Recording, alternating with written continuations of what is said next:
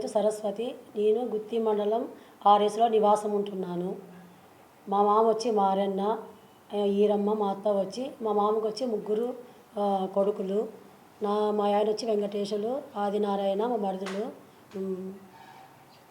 సత్యనారాయణ. వీళ్ళు ముగ్గురు సారు. నా బిడ్డలు వచ్చి 4 కుమార్తెలు. మా ఆయనకి ఆరోగ్యంతో చాలా బాగాలేందువల్ల మాకి ఆస్తి పంపకాలు ఏం జరగలేదు.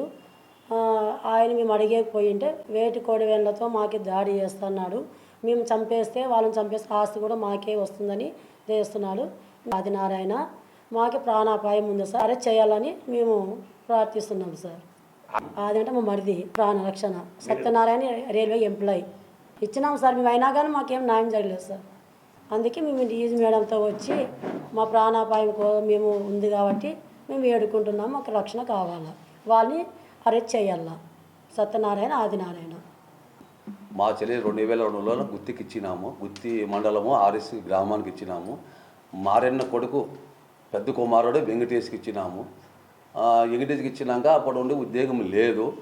ఉద్యోగం లేని వీళ్ళ ఈ మారెన్న కుమార్ రెండో వాడు ఆదినారాయణ, చిన్న సత్యనారాయణ ఎంప్లాయీ, రైల్వే ఎంప్లాయీ. మా మామ వాళ్ళ మా చెల్లెలి సరస్వతి వాళ్ళ మామ ఆస్తి అంతా ఆయన డెవలప్మెంట్ చేస్తూ ఏమి జరిగినా కానీ నెలకు 5,000, 6,000, 7,000 ఇస్తూ ఇప్పుడు మా బావమరిదికి ఏం బాగలేదు. మా కోడేళ్ళు కొన్ని స్థాయిలో చదువుకుంటున్నారు.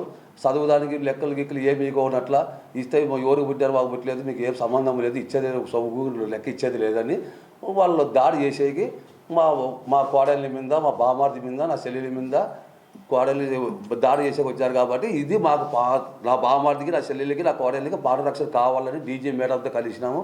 ఇది మాకు న్యాయం కావాలని మేము కోరుతున్నాము.